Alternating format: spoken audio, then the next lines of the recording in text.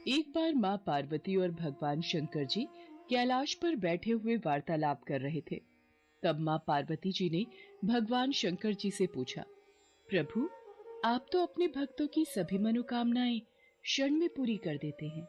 इसलिए मेरी ये जानने की बहुत इच्छा है कि आपकी कृपा पाने के लिए कौन सा ऐसा व्रत है जो श्रेष्ठ माना गया है, जिससे मनुष्य के जीवन के सभी कष्ट दूर हो जाते हैं और आपकी कृपा पाकर मनुष्य उच्च फल की प्राप्ति करता है।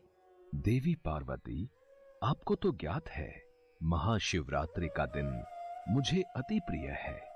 इस दिन जो भी भक्त सच्चे हृदय से मेरी पूजा और अर्चना करता है, मैं उसके सारे मनोरथ पूर्ण करता हूँ। आज मैं आपको महाशिवरात्रि व्रत से जुड़ी एक शिकारी भक्त चित्रभानु की कथा सुनाता हूँ कि किस प्रकार चित्रभानु ने अनजाने ही मेरी पूजा के फल से मोक्ष प्राप्त कर लिया। एक बार चित्रभानु नामक एक शिकारी था। पशुओं की हत्या करके वो अपने परिवार को पालता था। चित्रभानु ने एक साहूकार से पहले कभी ऋण लिया था, लेकिन वो समय पर साहूकार का ऋण नहीं चुका सका, जिस पर क्रोधित साहूकार ने शिकारी को बंदी गृह में डाल दिया। संयोग से उस दिन शिवरात्रि थी, तो बंदी गृह के पास से गुजर रहे शिव भक्तों के प्रवचन उसके कानों में पड़ रहे थे। चित्रभानु भी ध्यान मग्न हो गया और धार्मिक बातें सुनता रहा। संध्या होते ही साहूकार ने उसे अपने पास बुलाया। क्यों भाई चित्रभानु, है? पूरा दिन भूखे प्यासे रहकर कुछ अक्ल तो आ ही गई होगी। मेरा ऋण कब तक चुकाने का इरादा है? साहूकार जी, मुझे बस कल तक का समय और दे दो, मैं आपका सारा ऋण लौटा देने का वचन देता हूं। सिर्फ कल तक का ही समय दे रहा हूं। अगर तू अपने परिवार के साथ इसी गांव में रहना चाहता है तो कल तक मेरा सारा कर्जा चुका देना। महादेव, चित्रभानु ने तो सुबह से अन्न जल कुछ भी ग्रहण नहीं किया था, वह तो भूखा प्यासा था। हाँ देवी पार्वती, चित्रभानु को अगले दिन तक साहूकार का कर्जा चुकाना था, इसलिए वो घर नहीं गया, सीधा वहां से जंगल में शिकार के लिए निकल गया। लेकिन दिन भर बंदी गृह में भूखे प्यासे बंद रहने के कारण चित्रभानु भूख प्यास से व्याकुल था।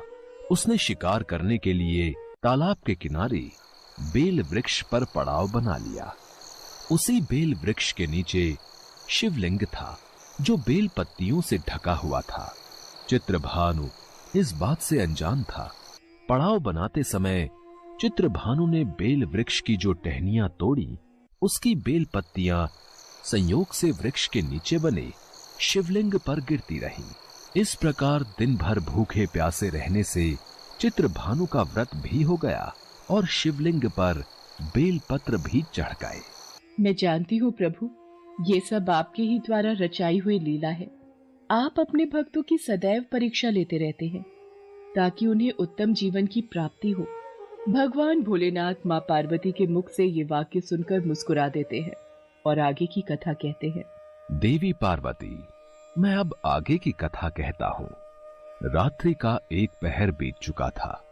चित्रभानु शिकार की तलाश में अभी तक उस बेल वृक्ष पर ही बैठा था। तभी एक गर्भिणी मृगी तालाब पर पानी पीने पहुंची।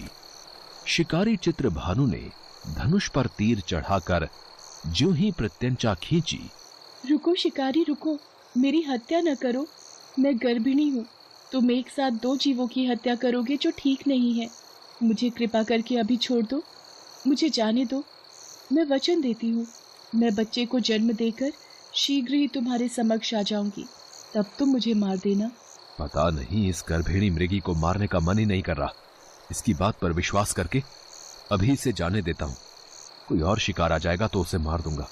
कुछ ही देर बाद एक और मृगी उधर से निकली। चित्रभानु की प्रसन्नता का ठिकाना न रहा। मृगी के समीप आने पर उसने धनुष पर बाण चढ़ाया। तब उसे देख मृगी ने विनम्रता पूर्वक निवेदन किया, हे पार्थी, मैं अपने पति की खोज में भटक रही हूँ। मैं अपने पति से मिलकर शीघ्र ही तुम्हारे पास आऊंगी, फिर तुम मुझे मार देना। ये मुझे क्या हो रहा है? मेरे हाथ आए शिकार को मैं स्वयं ही छोड़ रहा हूं। मेरे हाथ बार बार धनुष पर प्रत्यंचा चढ़ाते हैं और बार बार ही हाथ छूट जाता है। रात्रि का अंतिम पहर बीत रहा था। तभी एक अन्य मृगी अपने बच्चों के साथ उधर से निकली। इस शिकार को मैं अपने हाथों से नहीं जाने दूंगा। समय गवाए बिना इस शिकार को अपना निशाना बना लेता हूं। हे पार्थी, मुझे जाने दो। मैं इन तीनों बच्चों को इनके पिता को सौंप कर लौट आऊंगी। सामने आए शिकार को छोड़ दूं? मैं ऐसा मूर्ख नहीं। इससे पहले मैं 2 बार अपना शिकार खो चुका हूं। मेरे बच्चे भूख प्यास से तड़प रहे होंगे। मैं तुम सबकी बातों में बहुत आ चुका। तुम सबने मुझे बहुत बना लिया। अब तुम्हें मेरा शिकार बनना ही होगा। जैसे तुम्हें अपने बच्चों की ममता सता रही है, ठीक वैसे ही मुझे भी अपने बच्चों की चिंता है। इसलिए मेरे छोटे छोटे बच्चों पर दया करो। मैं थोड़ी देर के लिए जीवन दान मांग रही हूँ। हे पार्थी, मेरा विश्वास करो। मैं इन्हें इनके पिता के पास छोड़कर तुरंत लौटने की प्रतिज्ञा करती हूँ। ठीक है, मैं तुम्हें तुम्हारे बच्चों के कारण छोड़ रहा हूं, पर इन्हें छोड़कर तुम्हें शीघ्र ही लौटना होगा। तत्पश्चात क्या हुआ प्रभु? क्या वे तीनों मृगियां वापस लौटी? देवी पार्वती, आगे की कथा यूं इस तरह से विपरीत होती है। जब शिकार के अभाव में बेल वृक्ष पर बैठा शिकारी चित्रभानु बेल पत्र तोड़ तोड़कर नीचे फेंकता जा रहा था, पौ फटने को हुई तो एक हृष्ट पुष्ट मृग उसी रास्ते पर आया। चित्रभानु ने सोच लिया था कि इसका शिकार वो अवश्य करेगा। शिकारी की तनी प्रत्यंचा देखकर वो मृग विनीत स्वर में बोला, हे पारधी भाई, यदि तुमने मुझसे पूर्व आने वाली 3 मृगियों तथा छोटे छोटे बच्चों को मार डाला है, तो मुझे भी मारने में विलंब ना करो, ताकि मुझे उनके वियोग में एक क्षण भी दुख न सहना पड़े। मैं उन मृगियों का पति हूं।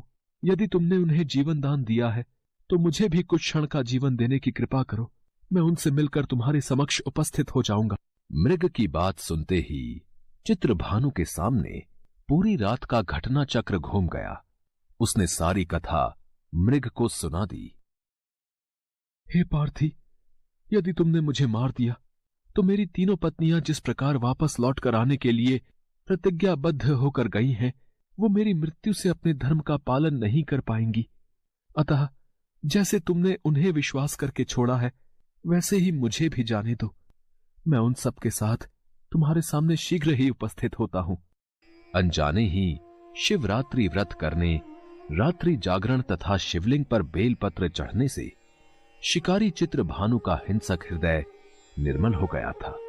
उसमें भगवत शक्ति का वास हो गया था।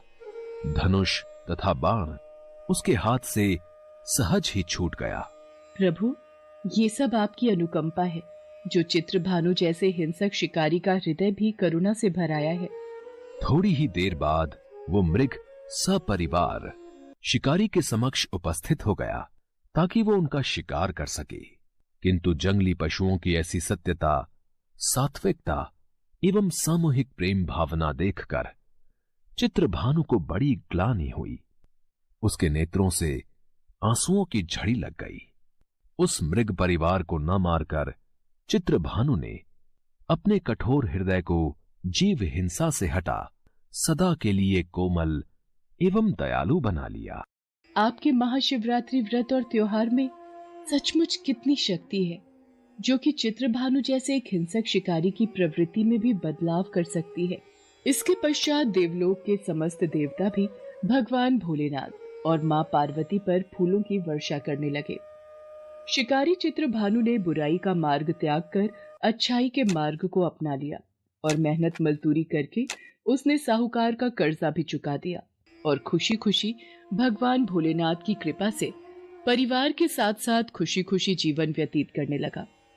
हिंदू धर्म में महाशिवरात्रि त्योहार का बहुत महत्व है। ये त्योहार फाल्गुन मास के कृष्ण पक्ष की त्रयोदशी तिथि को आता है। कहा जाता है कि इस दिन देवों के देव महादेव और मां पार्वती का विवाह हुआ था। महाशिवरात्रि के दिन भगवान शंकर की पूजा की जाती है। इस दिन